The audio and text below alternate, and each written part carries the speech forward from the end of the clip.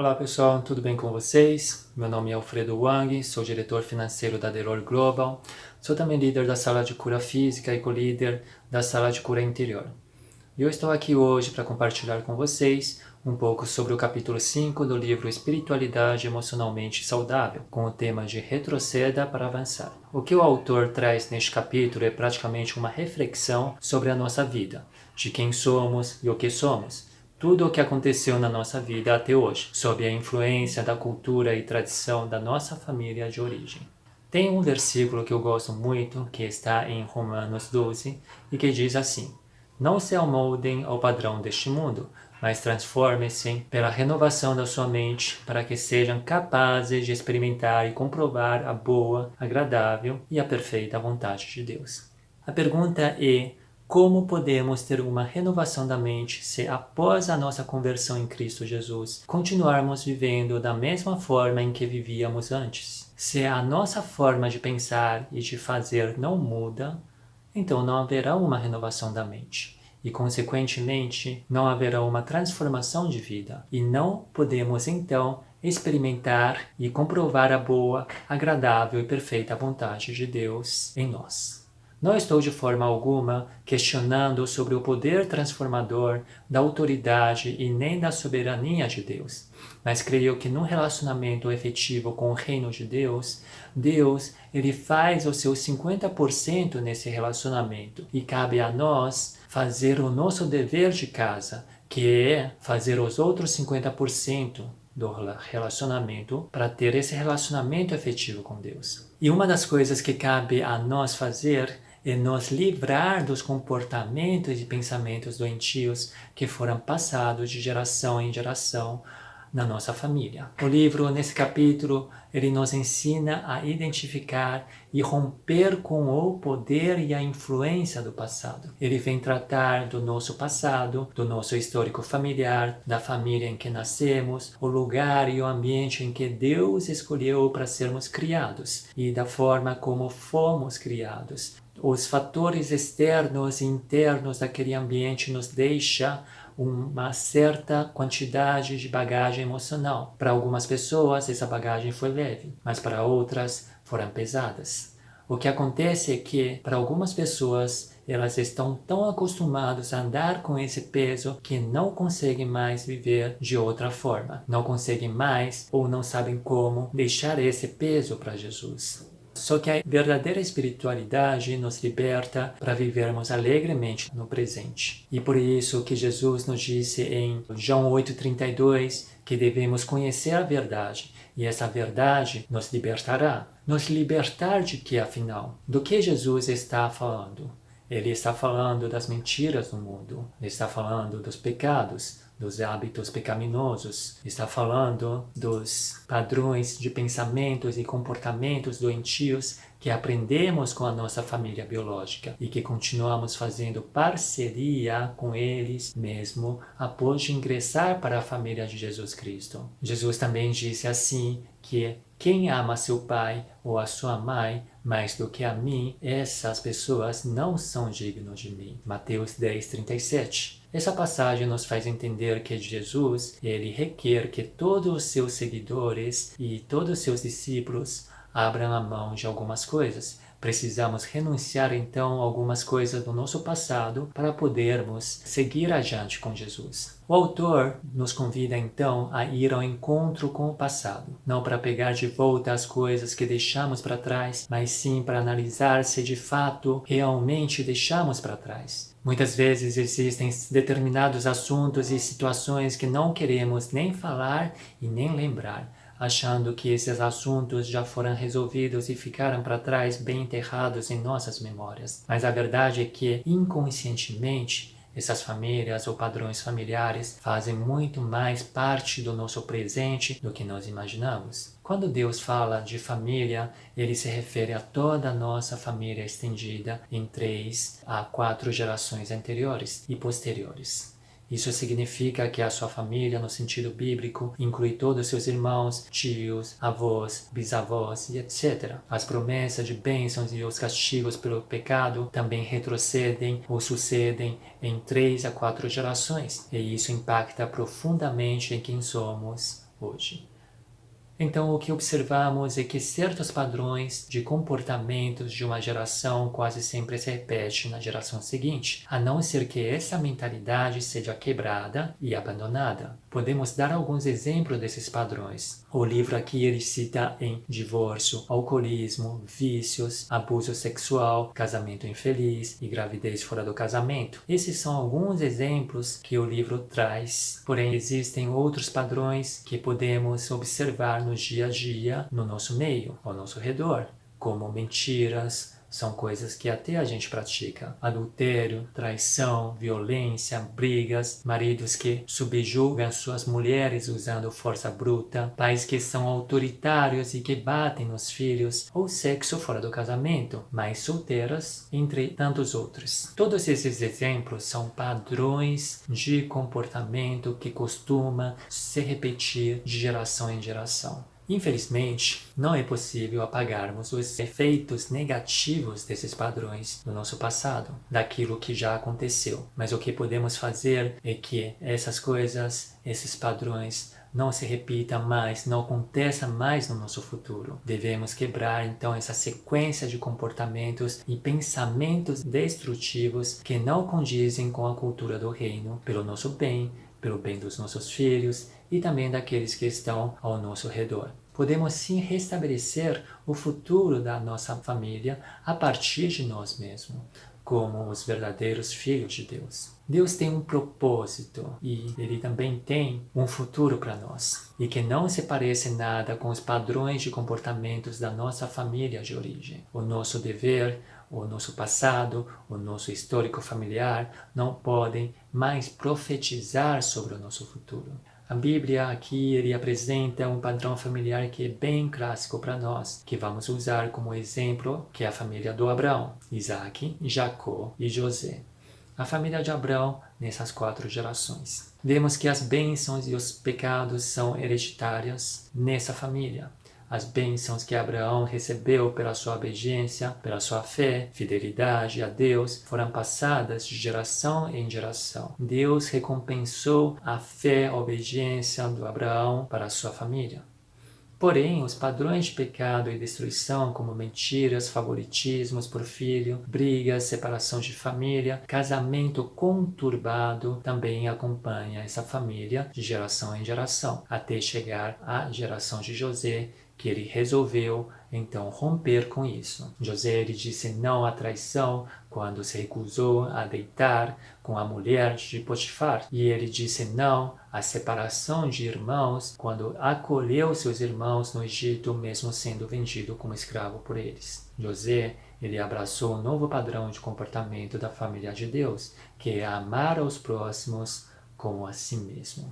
Vou citar só um exemplo do livro sobre a mentira que esteve presente nessas 4 gerações do Abraão. Esse padrão sobre a mentira, ele começou por Abraão, na geração do Abraão, e por ele mesmo. Ele teve que mentir 2 vezes para não ser morto por causa da beleza da Sara. Seu filho Isaac, ele teve um casamento com a Rebeca marcado por mentiras.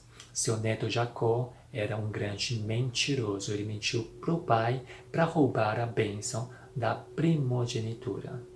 E os seus bisnetos foram mais do que mentirosos. Seus bisnetos fizeram com que esse pecado, o pecado da mentira, subisse de nível para um patamar muito mais maléfico do que a própria mentira em si. Eles quase fizeram parceria com o assassinato. Os bisnetos do Abraão mentiram sobre a morte de José, que na verdade foi vendido como escravo por eles. Vocês conseguem então perceber como os padrões de comportamentos sobre a mentira são passados de geração em geração?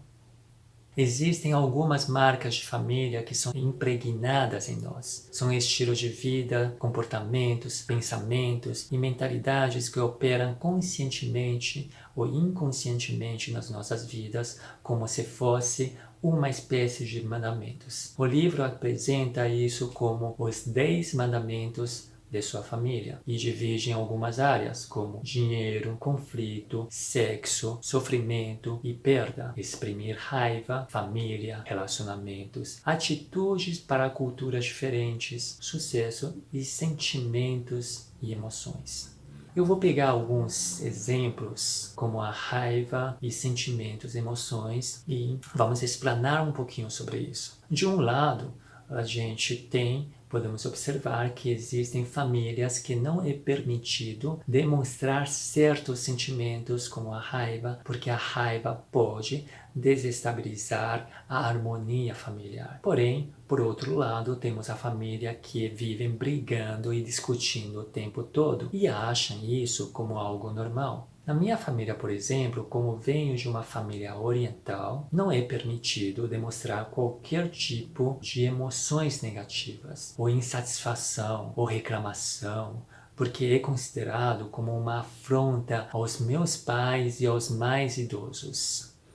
Uma vez que a nossa família deve permanecer, segundo a visão do meu pai, sempre em equilíbrio e harmonia, porque isso aparenta união familiar. Uma família unida, uma família equilibrada, uma família harmoniosa, uma família em paz. A repreensão de sentimentos é inconscientemente fixado na minha personalidade. Eu creio que meus pais, eles devem ter aprendido a viver dessa forma com meus avós. E eu creio que meus avós, eles foram moldados dessa forma pelos meus bisavós. E assim sucessivamente. E como eu cresci nesse ambiente familiar, então provavelmente eu levaria isso para minha família e meus filhos talvez herdarão esse padrão de mim e passariam para os seus descendentes, a não ser que nessa minha geração eu retrocedo, eu analiso, eu vejo esse problema e eu resolvo quebrar e abandoná-los para poder avançar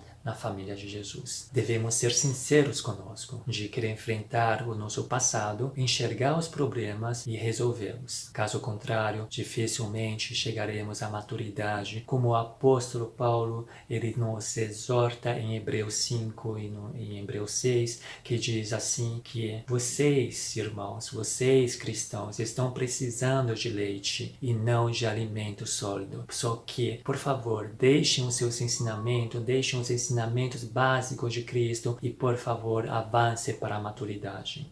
O que sabemos é que muitas pessoas estão presas a um nível de imaturidade espiritual devido à imaturidade emocional, porque não é possível que um cristão seja espiritualmente maduro e ao mesmo tempo permaneça emocionalmente imaturo. Devemos desenvolver uma autoconsciência do que estamos sentindo, pensando e fazendo, um autoconhecimento profundo para podermos melhor conhecer a Deus. Só que muitas vezes nós não fazemos isso por causa de duas palavras. A primeira é a compartimentação e a segunda é a desconexão. A gente tem a mania, tem o costume, o hábito de dividir a nossa vida em compartimentos diferentes. Como, por exemplo, eu posso dizer que a nossa fé em Cristo não tem nenhuma ligação com a nossa família. A nossa família, por sua vez, não tem muito a ver com o nosso trabalho. E o nosso trabalho não tem nada absolutamente a ver com o nosso lazer. A nossa vida ministerial, por sua vez, não tem nenhum relacionamento com a vida profissional. Só usamos os nossos dons dentro da igreja e fora dela fingimos que nem cristãos somos. Não podemos segmentar a nossa vida em compartimentos diferentes e deixar que sejam desconectadas essas áreas uma das outras. Todas as áreas da nossa vida devem estar interligadas e conectadas, afinal somos apenas um e devemos ser pessoas íntegras. Carregamos o nosso valor, a nossa missão e objetivo, não importa onde, quando. Quando Deus criou o homem, a vontade de Deus é que Adão e Eva sejam um só, administrar, desfrutar e se deleitar da sua maravilhosa criação, tudo ao mesmo tempo. Se essas áreas da nossa vida estiverem desconectadas, aí sim vamos ter sérios e grandes problemas. Não é a nossa família de origem, não é a cultura que fomos inseridos, não é o ambiente em que vivemos no passado que determina quem nós somos. O que determina quem somos e quem seremos é o nosso Senhor Jesus Cristo. É essa família de Jesus, é a nossa igreja, é o caminhar com Deus. Uma vez que somos inseridos nessa nova família chamada de Igreja de Jesus, porque nós temos a paternidade de Deus Pai que nos adotou como filhos por meio de Jesus Cristo. As nossas transgressões no passado foram canceladas. Recebemos uma nova identidade, uma nova herança familiar. A partir desse ponto, não é mais a nossa família biológica que determina quem nós somos, e sim a nova família em Jesus Cristo. Nós não estamos mais presos a um histórico familiar. Estamos sujeitos a uma ação do Espírito Santo dentro dos nossos corações. Nós temos um novo e perfeito relacionamento com o novo Pai. O autor diz ainda assim no livro que a intenção de Deus é que cresçamos como homens e mulheres maduros e transformados pela presença de Jesus Cristo. Nós honramos nossos pais, nós podemos honrar também a nossa cultura e nós devemos valorizar a nossa história. Porém, nós obedecemos unicamente ao nosso Deus. A questão é que poucas pessoas costumam refletir sobre esse impacto que a família de origem traz nas nossas vidas. Poucas pessoas têm o costume de analisar como a sua família era para ver se o padrão familiar tem refletido na sua vida hoje. E sinceramente precisamos admitir que muitas vezes nós não estamos fazendo nada de diferente do que a nossa família fazia. Muitas vezes nós somos resistentes em retroceder porque não queremos lembrar das feridas do passado. Mas eu quero dizer para vocês hoje que essas feridas não curadas, eles podem nos expor novamente aos pecados e aos comportamentos habituais. Queridos, a minha oração é que seja você aquela pessoa que vai quebrar todo o processo nocivo que tem se repetido na sua família. E eu também te encorajo a fazer parceria com Deus para mudar a história da sua família. Seja sincero e faça uma autoanálise da sua vida, dos comportamentos e mentalidades que não agradam a Deus e entregue tudo isso para Jesus, para que Ele possa te ajudar a enfrentar e tratar desses problemas. Também recomendo a buscar ajudas, como com os profissionais da área, terapeutas, psicólogos, psicanalistas ou conselheiros como líderes especializados em aconselhamento pastoral, familiar, aconselhamento de casal. É isso que eu tenho para compartilhar com vocês hoje. Eu espero que vocês tenham gostado. Vocês podem mandar suas dúvidas, compartilhem suas opiniões e não percam o nosso próximo encontro do livro sobre o capítulo 6. Que Deus abençoe vocês nessa jornada e ajude vocês a olhar para o seu passado e que te ajude a romper com aquilo que não vem de Deus. Amém? Até a próxima. Obrigado.